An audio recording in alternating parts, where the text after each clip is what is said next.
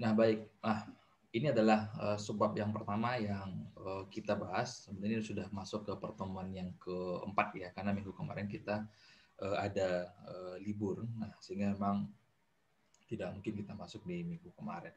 Nah, untuk metode distribusi momen ini merupakan salah satu metode untuk menghitung dalam kasus statis tak tentu. Mungkin masih ingat statis tentu itu adalah yang memiliki, terutama yang paling mudah untuk mengenalinya adalah ketika jumlah perletakannya atau jumlah tumpuannya itu hanya dua, artinya di bawah dari 3 buah jumlah peletakan. Nah, tetapi untuk statis tak tentu itu justru kebalikannya. Apabila jumlah reaksi perletakan itu lebih dari 2, maka itu bisa dilakukan dengan menggunakan analisis statis tak tentu. Nah, kemudian ini adalah salah satu metode untuk menghitung statis tak tentu tersebut, dinamakan dengan metode distribusi momen, atau dalam bahasa Inggris sering dinamakan dengan metode cross.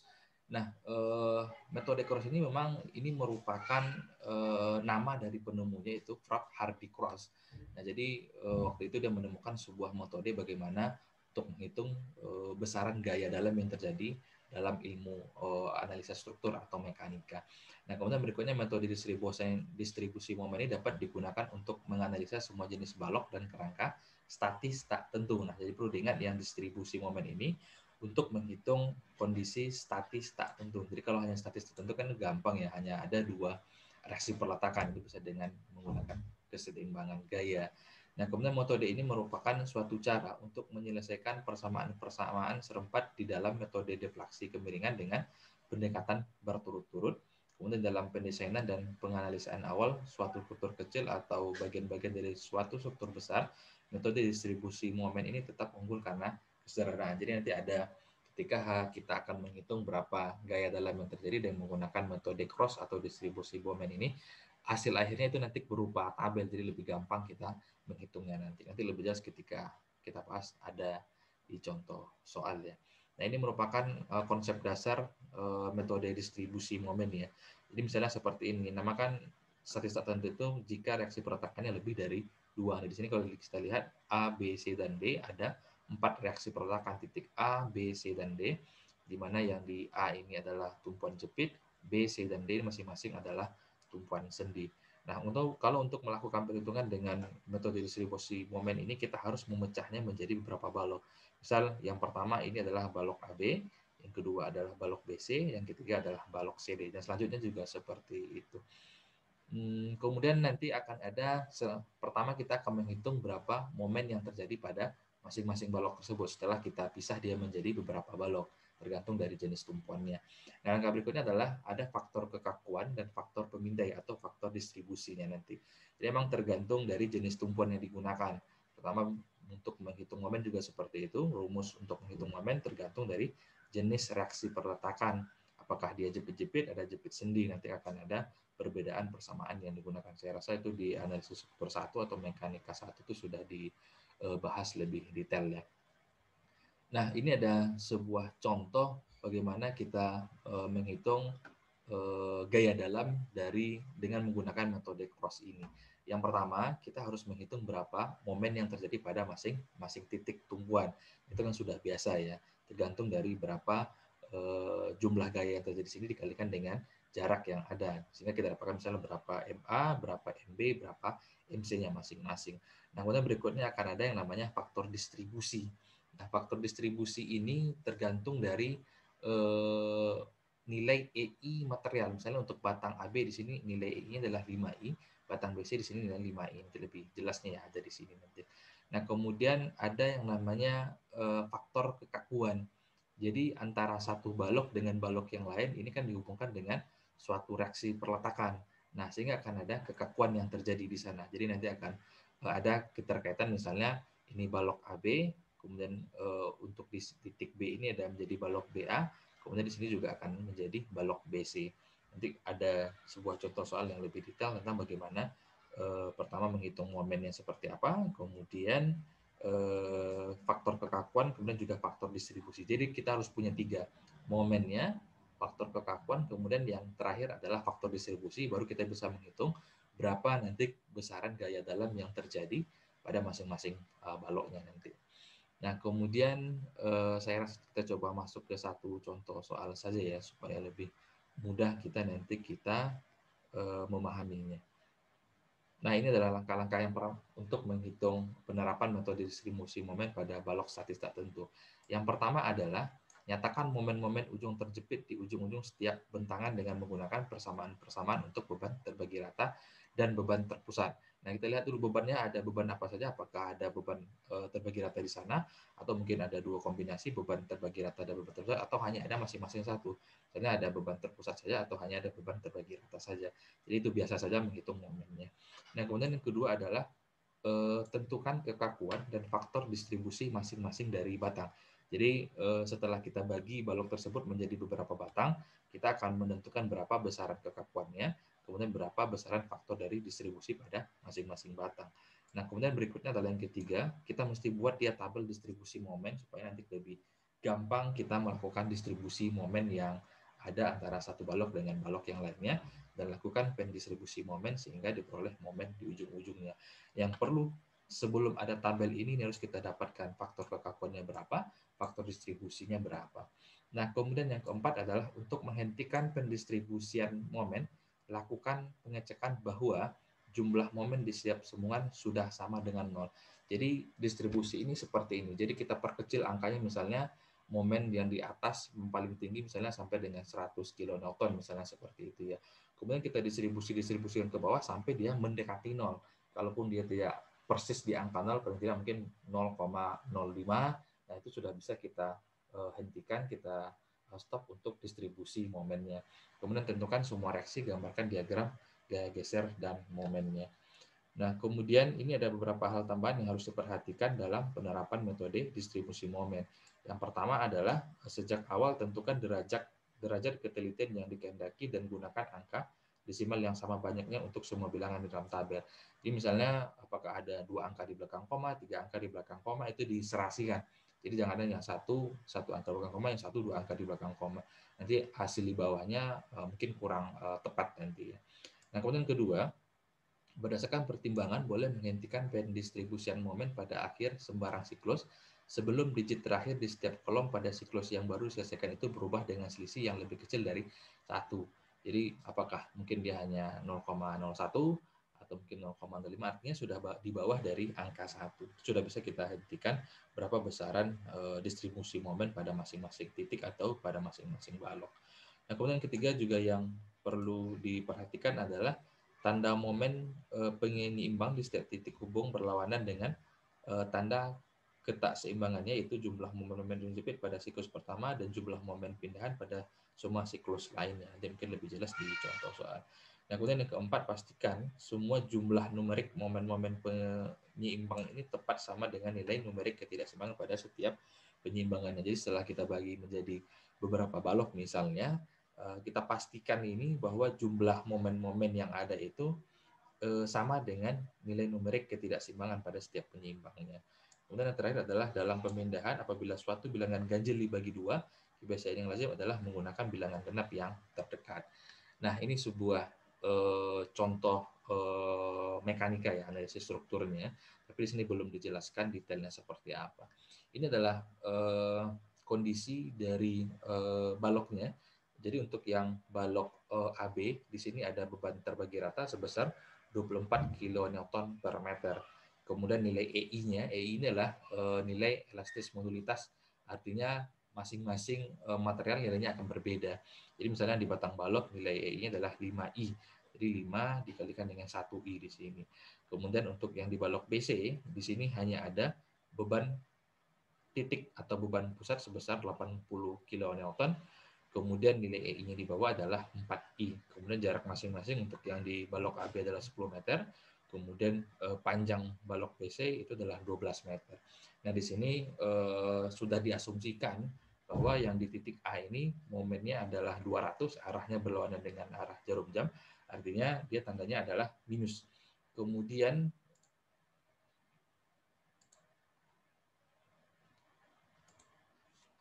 ini Arif Hidayat kenapa keluar masuk dia nih?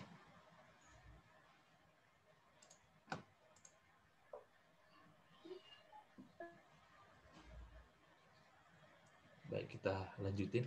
Nah, kemudian yang di titik B ini, jadi di sini kalau kita bagi dia menjadi dua buah balok, ini kan balok yang pertama ada balok AB, balok yang kedua adalah balok BC. Jadi yang untuk yang di momen di titik AB, MAB nilainya adalah minus 200 kilonewton meter. Kemudian untuk yang di momen MBA nilainya adalah plus 200 kilonewton meter. Nah, ini tandanya minus 200 yang momen untuk di balok AB. Ini kita pisah ya. Jadi ini MAB, artinya momen A menuju ke titik B. Ini adalah momen B menuju ke titik A. Jadi kalau kita bentuk dalam sebuah tabel, isinya seperti ini. Yang pertama, ini adalah titik joinnya pada masing-masing. Karena kalau kita lihat di gambar, di sini kan ada 3 buah tumpuan, nih, A, B, dan C. Nah, kemudian ini adalah batangnya. Nah, setelah kita bagi, ini adalah batang yang pertama. Nah, ini adalah batang yang... Saya nggak bisa coret. Ini adalah batang yang pertama. Kemudian ini adalah batang yang kedua. Nah, batang yang pertama ini adalah dari titik A menuju ke titik B, dari A sampai ke B ini. Bebannya adalah beban terbagi rata sebesar 24 kN per meter. Nah, kemudian di batang BC, bebannya hanya beban titik atau beban terpecah sebesar 80 kN. Nah, kemudian di sini ada 2 buah nanti ya. Di sini kalau saya bikinkan teksnya di sini, nah sini dia MAB, kemudian di sini MBA, kemudian yang untuk yang di balok BC, di sini adalah MBC, kemudian di sini MCB. Nah, jadi ada 4 buah momen. Ini M dari A menuju B, ini momen dari B menuju A, ini momen B menuju ke C, ini untuk yang balok BC, ini momen C menuju ke titik B. Nah, itu yang ini sudah kebetulan sudah diasumsikan ya besaran momen yang terjadi. Di sini juga nilainya sudah ditentukan. Nah, kemudian kita coba lanjut. Nah, ini adalah contoh tabel yang akan kita gunakan untuk melakukan perhitungan distribusi gayanya. Nah, yang baris pertama adalah titik hubung atau titik joinnya atau titik tumpuannya A, B, dan C. Kemudian baris yang kedua ini adalah bagian dari batang. Kita kan punya batang AB dan batang BC. Nah, kalau kita lihat di batang AB ini, kalau di tabel dia ada momen di AB, momen di BA. Nah, seperti kita gambar tadi, ini momen di AB, ini momen di BA untuk batang yang pertama atau balok di AB. Nah, kemudian yang kedua ada yang di titik B itu, di titik join B itu ada balok BC, kemudian nanti selanjutnya ada titik MCB, jadi MBC, kemudian MCB. Nah, kemudian di sini ada nilai faktor distribusinya, nanti akan lebih jelas ketika ada contoh soal yang lebih detail kita bahas nanti. Nah, setelah kita dapatkan nilai momennya, kita masukkan di sini. Nilai momen yang pertama tadi adalah untuk yang di MAB nilainya adalah minus 200 yang ini ya. Karena dia berlawanan dengan arah jarum jam, nilainya adalah minus 200. Kemudian di MBA nilainya adalah plus 200. Kemudian yang di MBC nilainya adalah ini minus 120. Kemudian di CB nilainya adalah plus 120. Jadi ini adalah nilai momen pada masing-masing titiknya. Jadi AB, BA, BC, dan CB. Nah, berikutnya adalah ini adalah untuk titik balance-nya, ini pengaruh dari faktor distribusinya. Di sini belum dijelaskan ya bagaimana untuk mendapatkan nilai dari faktor distribusinya. Nah,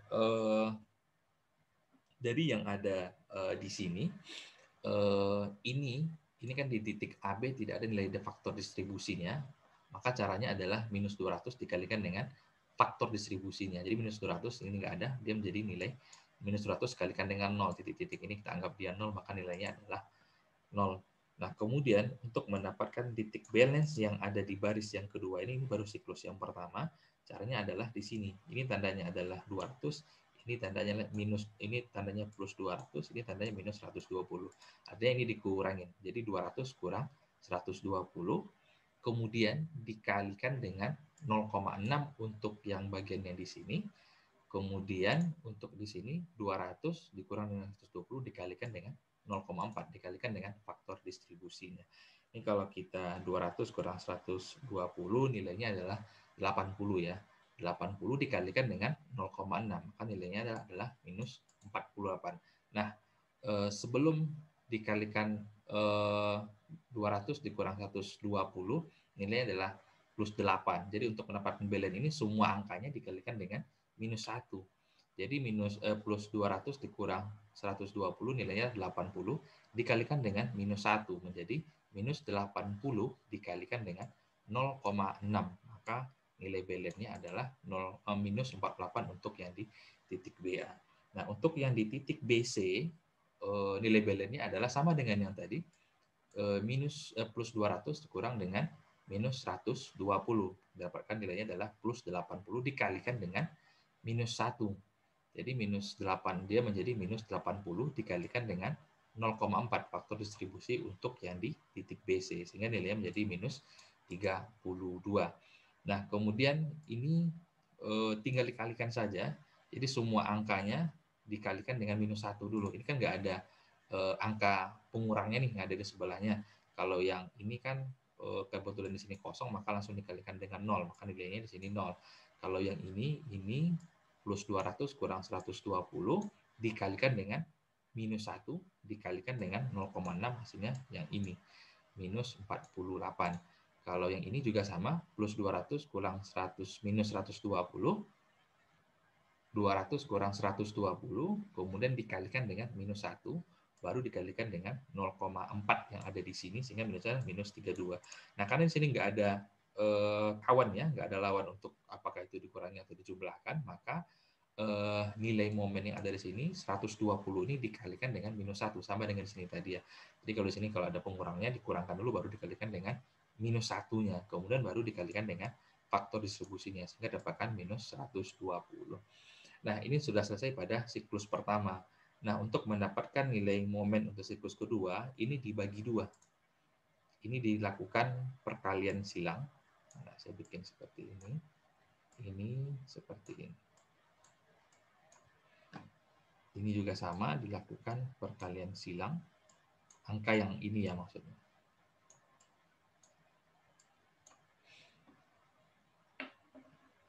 Oke.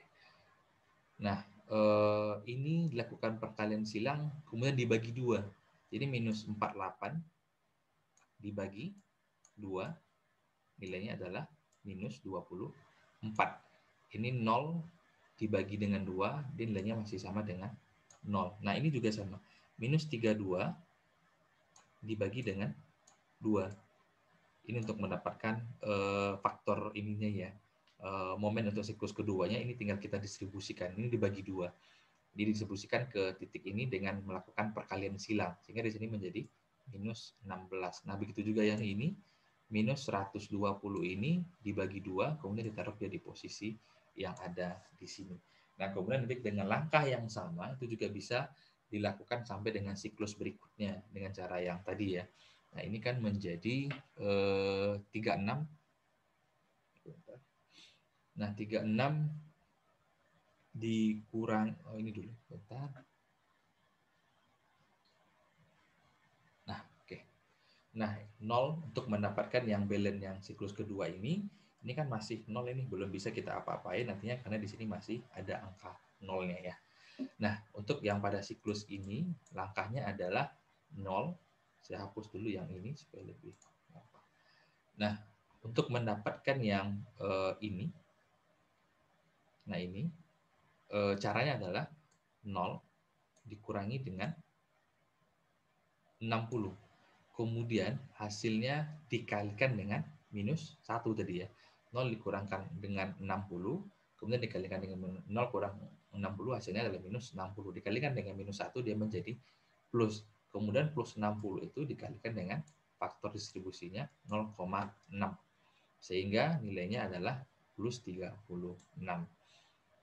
Kemudian berikutnya, oke, ini tinggal 10 menit lagi ya. Ini pengantarnya, semua mudah-mudahan siap nanti. Nah, berikutnya adalah yang bagian di sini. Ini juga sama. Jadi 0 dikurangkan dengan 60, hasilnya adalah minus 60 dikalikan dengan minus 1. Dia menjadi plus 60, kemudian dikalikan dengan faktor distribusinya 0,4. Sehingga hasilnya menjadi plus 24. Nah, ini sama dengan yang ada di atas ini tadi, minus 16 ini karena tidak ada kawannya ya. Jadi minus 16 ini dikalikan dengan minus 1 menjadi plus 16 dikalikan dengan faktor distribusinya 1. Sehingga hasilnya menjadi 16. Nah, begitu selanjutnya, ini juga dilakukan perkalian silang dibagikan dengan 2. Ini ke sini, ini ke sini. Ini mau kembali. Ini ke sini. Dan ini ke sini. Nah, begitu selanjutnya juga seperti itu. Untuk yang ini caranya adalah karena di sini ini 0 ditambahkan dengan 8. Cara mendapatkan ini 0 ditambahkan dengan 8 sama dengan plus 8 dikalikan dengan minus 1 menjadi minus 8, kemudian dikalikan dengan faktor distribusinya 0,6. Bisa menjadi minus 4,8. Nah, itu juga sama. Yang ini juga sama. Ini juga sama. 0 ditambahkan dengan 8 menjadi plus 8 dikalikan dengan minus 1, kemudian dikalikan dengan faktor distribusinya di sini. Dia menjadi minus 32. Nah, ini juga sama. Nah, begitu cara selanjutnya sampai dengan ke bawah, sampai dengan mendekati distribusi yang di sini mendekati angka 0. Nah, ini kan sudah mendekati angka 0-nya nih. Sudah sampai ke minus dia ya. Nah, setelah itu ini baru dijumlahkan. Nah, sehingga bisa kita totalkan berapa gaya yang terjadi pada momen yang terjadi pada titik A. Ini yang di titik AB nilainya segini, di titik BA nilainya segini, di titik BC nilainya segini. Ini kebetulan dia 0 ya. Nah, jadi yang kebetulan di sini hanya ada dari contoh soal yang di sini. Saya coba hapus ini. Nah, karena kebetulan di sini hanya ada 2 balok, kira-kira seperti itu. Jadi di sini belum dijelaskan bagaimana mendapatkan nilai faktor distribusi, ya, kemudian belum bagaimana untuk mendapatkan nilai momen atau gayanya. Nah, ini contoh singkat saja, masih ada waktu 7 menit. Nah, saya coba percepat ya untuknya. Nah, ini yang ada contoh soal yang lebih komplit ya. Tapi di sini waktunya tidak cukup. Nanti saya akan coba kirimkan lagi link tambahan untuk pembahasan yang contoh soal 1 ini. Nah, di sini saya mau jelaskan untuk menghitung besaran dari momen. Nah, saya rasa di mekanika 1 sudah mengetahui ya bagaimana menghitung momen jika tumpuannya jepit-jepit, kemudian jepit sendi dan atau jepit roll. Nah, ini kan kalau yang kebetulan, jadi cara pertama adalah dengan membaginya menjadi beberapa batang tergantung dari jumlah peletakannya berapa. Jadi ini adalah batang yang pertama, ini adalah batang yang kedua, ini adalah batang yang ketiga. Jadi batang AB, batang BC, batang CD dan E. Kebetulan di sini ada balok cantilever ya. Balok cantilever di sini. Nah, kemudian ini adalah untuk menghitung momennya. Biasanya 1/12 kali QL kuadrat untuk yang jepit-jepit ya 1/12 QL kuadrat. Di sini ada beban terbagi rata. Jadi Q-nya adalah 24, L-nya adalah 6 meter, itu dikuadratkan. Nah, kemudian yang membedakan nanti adalah ketika ada beban terpusat atau beban titik di sini. Jadi P dikalikan dengan A dikalikan dengan B. A itu adalah jarak dari titik B ini sampai ke titik beban titiknya. Jadi ini adalah A-nya. Ini A. Ini A kecil ya. Di sini adalah jarak B kecil. Nanti supaya saya kirimkan yang video lengkap lagi nanti kita dengan contoh soal di sini. Nah, kemudian ini jarak A, ini jarak B. Kemudian yang dikuadratkan adalah jarak B-nya. Kemudian ini juga masih sama, 1/12 dibagi dengan 1/12 ya. 1/12 ini sudah menjadi rumus acuan. Jadi ada 2. Pertama adalah MAB, kemudian nilai kedua adalah MBA. Yang membedakan adalah tandanya. Jadi kalau kita lihat di sini, MAB tandanya berwarna dengan jarum jam, tandanya adalah minus. Kalau MBA nilainya adalah plus secara dengan jarum jam. Nah, kemudian yang di MBC ini juga sama ya. Kalau dia berlawanan dengan arah jarum jam, tandanya adalah minus. Kemudian jika searah dengan jarum jam, tandanya adalah plus. Nah, ini yang membedakan adalah ketika ada beban terpusat atau beban titiknya. Jadi ini adalah A, jarak A, ini adalah jarak B. Jadi A itu adalah dari titik B sampai ke titik beban terpusatnya. Yang B itu adalah jarak dari beban terpusat ke titik C. Nah, seperti itu. Jadi yang dikotakkan adalah pada jarak B-nya, dari beban terpusat ke titik yang ujung sebelah kanannya. Ini juga sudah menjadi, ini bagikan dengan L kuadrat ya. Bagikan dengan L kuadrat. Ini juga sama, yang MBC tandanya negatif, yang MCB tandanya adalah positif. Kemudian ini juga di batang yang ketiga itu ada batang CD, ada balok cantilever ya, di ujungnya itu yang batang C dan D itu. Nah, ini juga sama, ada beban terpusat di sini, jadi ada jarak A, kemudian ada jarak B. Ini adalah jarak A-nya, ini adalah jarak B-nya. Supaya lebih gampang nanti flashback lagi gambarnya yang ada di belakang. Berapa jarak A-nya? Ini adalah 2 meter, jarak B-nya adalah 4 meter. Kemudian ini adalah L totalnya dari titik C menuju ke titik D-nya. Nah, kemudian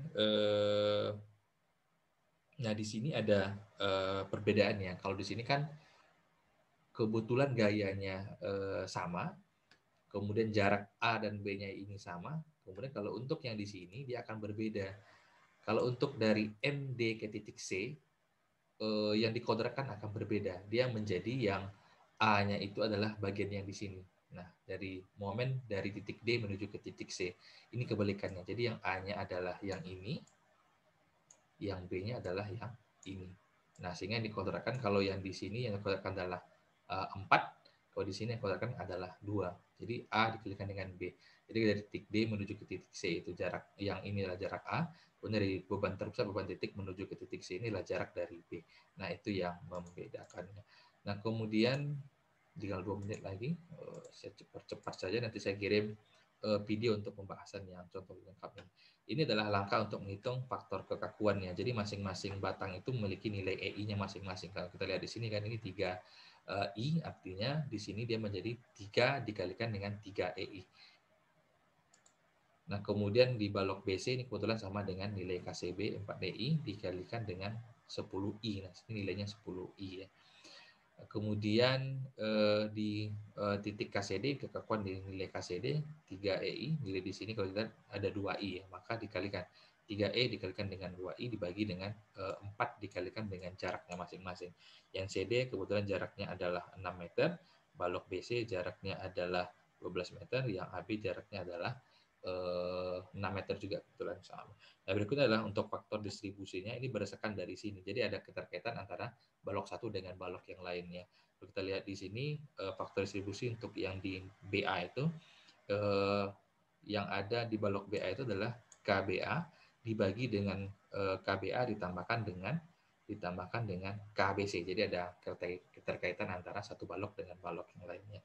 Nah, baru bisa dihitung dengan cara yang kita hitung di awal tadi sampai dia mendekati angka 0 di bawah di sini. Kemudian ini dijumlahkan besaran gaya yang terjadi. Ini untuk yang di balok simple beam. Nah, ini memang waktunya terbatas ya. Jadi saya masih nunggu nih. Saya mau beli akun Zoom yang berbayar itu supaya nanti kuliah kita nggak terputus-putus lagi nanti ya. Nah, mungkin sampai di sini dulu ada yang ingin ditanyakan. Nanti saya coba share untuk yang tahapan pertama untuk metode distribusi gaya ini ya, atau metode cross ini. Ada yang ingin ditanyakan kira-kira untuk tahap pertama ini? Ini semacam pengantar dulu ya. Cukup kira-kira sampai di sini dulu?